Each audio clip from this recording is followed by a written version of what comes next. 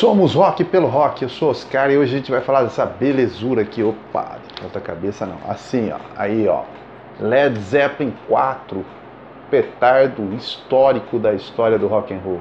Se você nunca ouviu, não conhece rock, meu irmão. Olha aí ó, vinilzão, e a gente vai estar aí ouvindo também as faixas e comentando um pouco da história desse disco aqui, no CD aqui que vai rolar aqui no fundo. Então vamos lá, vamos contextualizar, vamos falar de histórias sobre esse clássico aqui. Manda a vinheta.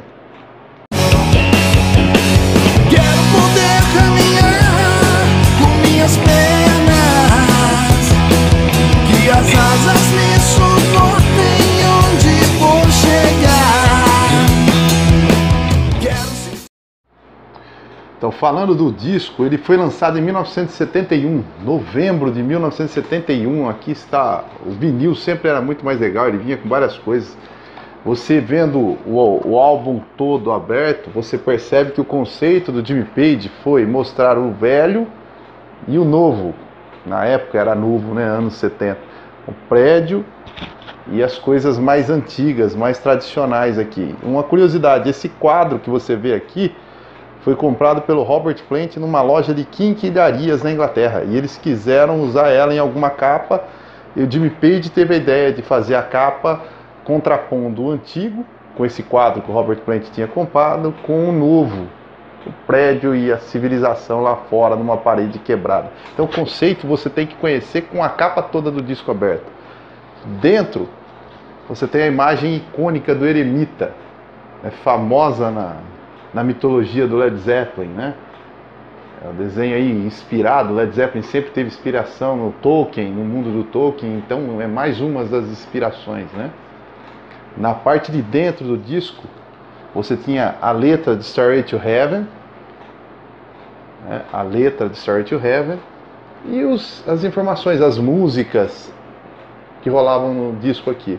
Aqui os símbolos de cada um dos membros do Led Zeppelin.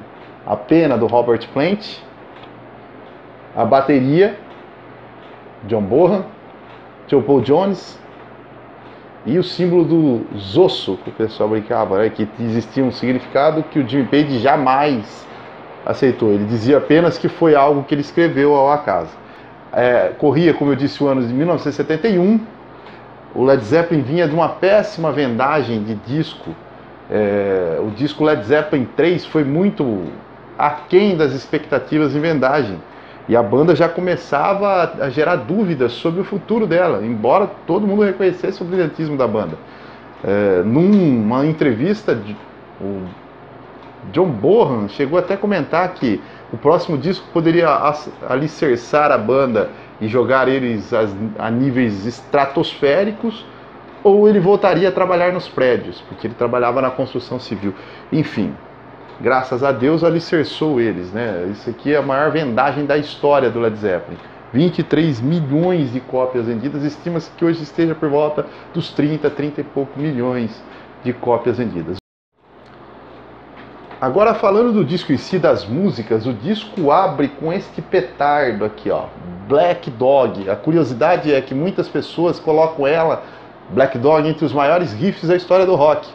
Mas não foi criado pelo Jimmy Page o riff. O riff foi criado pelo John Paul Jones. É um riff de baixo que a banda trabalhou em cima. Sonzeira. Ouve só aí, ó. Hey, mom, said the way you move will make you sweat, will make you groove.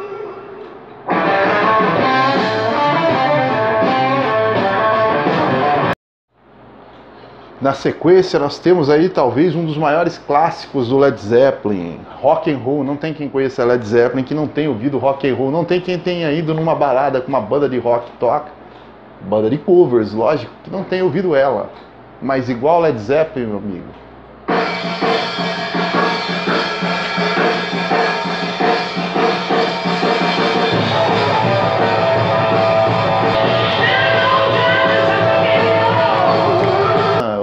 Page sempre gostou muito das temáticas que remetem ao Tolkien. A participação dele no filme The Song Remains the Same, ele interpreta um mago, ele é muito ligado a essa cultura folk, tem até uma casa na Irlanda, enfim, essa música é parte disso.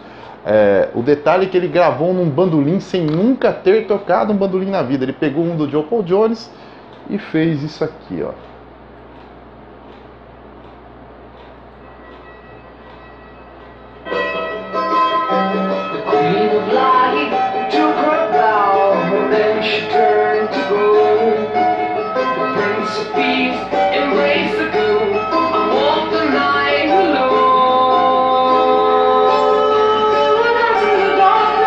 Com certeza todos conhecem, né? Stairway to Heaven é com certeza uma das músicas mais importantes da história do rock.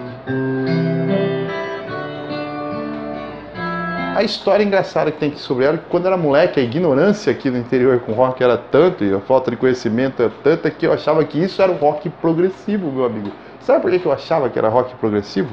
Porque ela progredia de uma parte lenta para uma final, ou seja, rock progressivo. Jesus, que ignorância.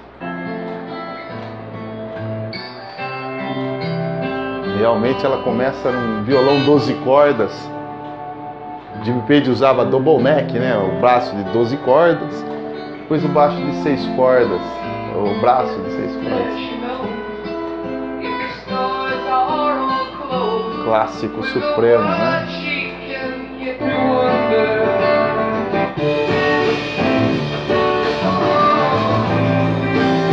E ela evoluía no solo mais importante da história do rock, o solo da minha vida.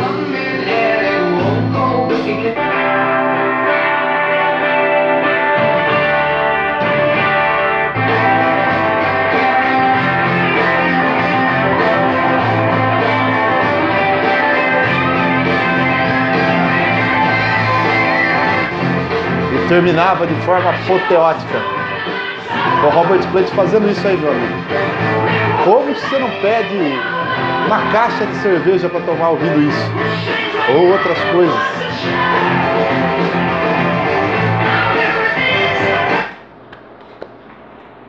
Led Zeppelin. Misty Mountain Hop.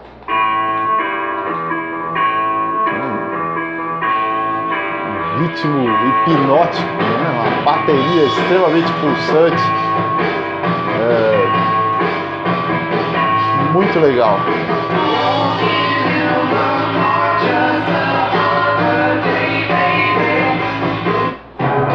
Na sequência, a música Four Sticks, uma levada tribal, som denso, né?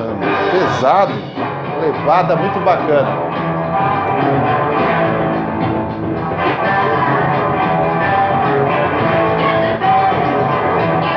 Quando moleque foi uma das que eu mais gostei.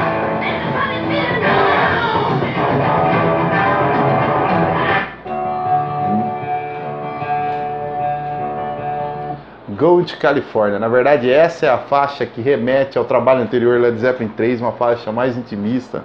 Misty Mountain Hop é um blues rock muito da hora. Going to California. É uma história engraçada sobre essa música. O Jimmy Page chegou para mixar ela em Los Angeles e houve um terremoto desses comuns em Los Angeles. E a faixa fala sobre montanhas e pastos e mares se abrindo, e ele ficou com medo e não quis gravar essa música. Deixou ela por último. Mas ela remete ao Led Zeppelin 3.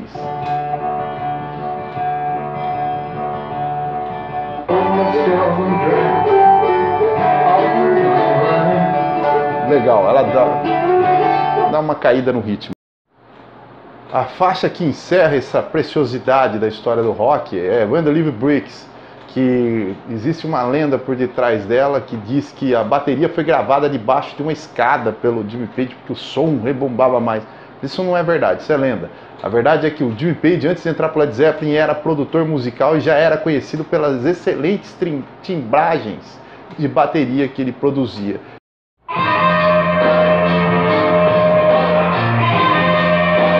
Gaita, Robert Plant.